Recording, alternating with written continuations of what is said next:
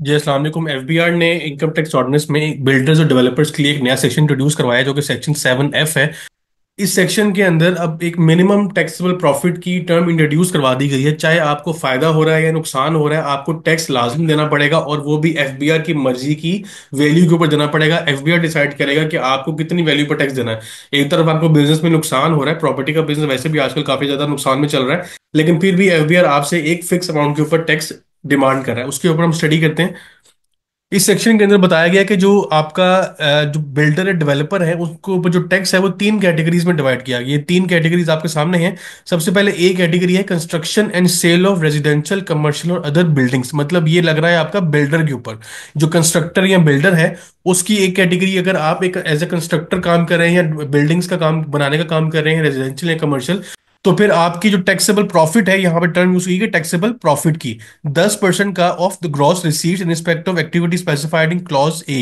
जो कंस्ट्रक्शन या बिल्डिंग बनाने का काम कर रहे हैं, उनका टैक्सेबल प्रॉफिट एफबीआर ने फिक्स कर दिया 10% ऑफ ग्रॉस रिसीट्स। मतलब जितने पैसे आपने उस प्रोजेक्ट में रिसीव किए कस्टमर से, या आप जो भी परचेज करना चाह रहे हैं, जो इन्वेस्टमेंट करना चाह रहे थे, उसका 10% एफबीआर कह रहा है प्रॉफिट है। उसमें कुछ वो नहीं, आपको ये नहीं कह रहा कि आप एक्सपेंसेस लेस करो, अपने ओवरहेड लेस करो, कुछ भी ऐसी बात नहीं हो रही।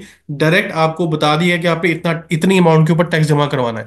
अगर आप एज अ डेवलपर काम करें, development and sale of residential, commercial और अदर प्लॉट्स, मतलब आप ऊपर बिल्डर है और नीचे एज अ डेवलपर अगर आप काम कर रहे हैं, तो फिर इस केस में आपको 15% की जो टैक्सेबल प्रॉफिट की वैल्यू है वो 15% ऑफ ग्रॉस रिसीट्स होगी। मतलब आपने अगर 1 करोड़ का रिसीव किया, 1 करोड़ का 15% लिया जाएगा। जो वैल्यू निकलेगी उसके ऊपर आपका टैक्स अप्लाई होगा। वो टैक्स कौन सा होगा वो भी हम आगे चल के देखते हैं।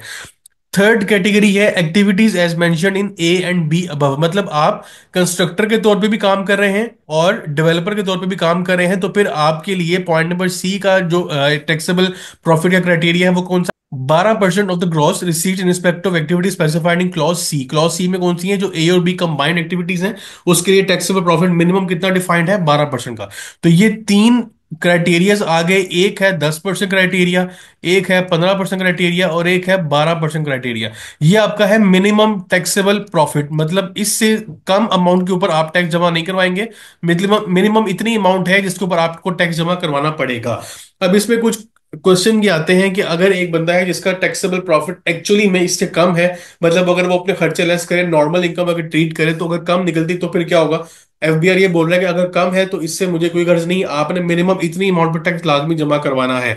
फॉर एग्जाम्पल, आपका एक्चुअल टैक्सेबल अगर नॉर्मल कैटेगरी में लेके जाए तो आपका प्रॉफिट निकलता है पूरे साल का 20 लाख रुपए का, 2 मिलियन।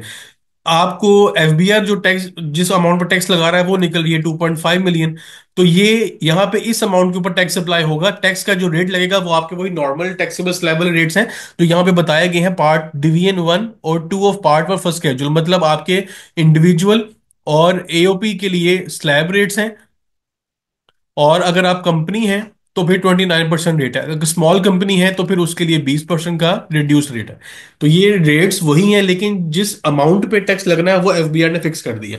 दूसरी तरफ अगर आप ये कहें कि आपका जो प्रॉफिट है एक्चुअली में वो 3 मिलियन बन रहा था, लेकिन इस क्राइटेरिया के अंदर 7F में देखें तो 2.5 मिलियन पे टैक्स लग रहा है। तो इस केस में फिर एफबीआर आपको एक ऑप्शन दे रहा है। वो कह रहा है कि क्योंकि आपने एक्चुअली में, अगर आप अपनी कैलकुलेशन करें तो आपका टैक्सेबल प्रॉफिट ज्यादा निकलता है एज कम्पेयर टू जो मैं बता रहा हूं, तो फिर इसमें वो एक बेनिफिट देता है। वो साथ ही कह रहा है कि आप अगर मुझे इस हायर वैल्यू के ऊपर अगर टैक्स जमा करवाओगे as per the normal taxable rate, तो फिर मैं आपकी जो वेल्थ स्टेटमेंट होगी उसमें मैं 3 मिलियन तक के एसेट्स के ऊपर कोई सवाल जवाब नहीं करूंगा। आपकी वो व्हाइट मनी डिक्लेयर कर दी जाएगी। अगर आप मुझे 3 मिलियन का प्रॉफिट डिक्लेयर करते हो, उतनी अमाउंट तक के एसेट्स मैं आपकी बैलेंस स्टेटमेंट के ऊपर एक तरह से उसको एक्सप्लेनेशन से मैं निकाल दूंगा। सेक्शन 111 का जो कॉन्सेप्ट है आपका अनएक्सप्लेन्ड एसेट्स का, उसमें उसको वो निकाल देगा, और ये इतनी अमाउंट के एसेट्स आपके व्हाइट मनी कहलाएंगे। मतलब उसके ऊपर क्वेश्चन नहीं पूछा जाएगा। दूसरी तरफ अगर आप कहते हैं कि नहीं, मुझे 25 लाख तक ही करना है, मैं इससे एक्सीडिंग अमाउंट पे नहीं जमा कराऊंगा, तो फिर एफबीआर कह रहा है कि 25 लाख की अमाउंट आपकी फिर सेक्शन 111 का जो अनएक्सप्लेन्ड एसेट्स का है उससे निकल जाएगी, और ये फिर आपकी व्हाइट मनी कहलाएगी। ठीक है। तो ये अब एफबीआर ने ऑप्शन दे दिया टैक्स पेयर को कि अगर वो अपने ज्यादा एसेट्स को वाइट करना चाह रहा है तो वो ज्यादा अमाउंट पर टैक्स जमा करवा दे, वरना मिनिमम क्राइटेरिया तो एफबीआर ने डिफाइन किया, अब इतने तो वाइट एसेट्स हो ही जाएंगे।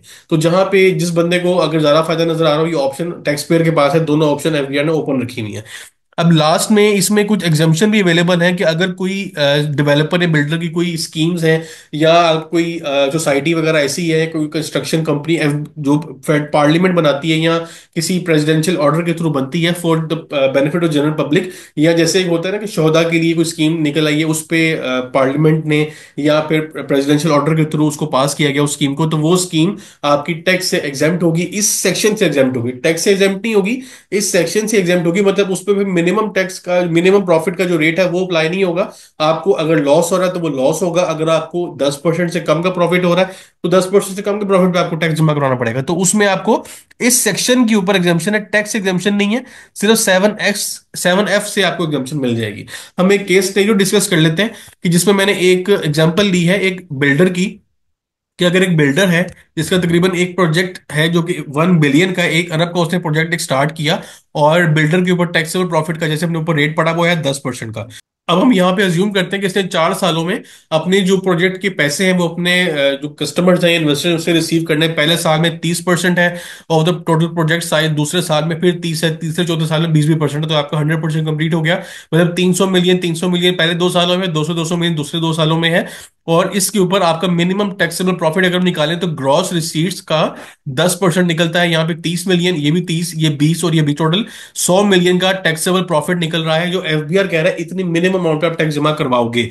अब हम देखें इंडिविजुअल और एओपी के लिए अगर स्लैब रेट देखें तो इस पे टैक्स निकलता है आपका, नॉर्मल टैक्सेबल स्लैब के मुताबिक 12.5 मिलियन का, तकरीबन 12.6 मिलियन है, 1.25 करोड़ रुपए का टैक्स है। यहाँ पे भी एक 1.25 करोड़ का टैक्स है, यहाँ पे 80 लाख और यहाँ पे 80 लाख का, टोटल 41.3 मिलियन, 4 करोड़ 13 लाख रुपए का टैक्स बनता है पूरे साल का।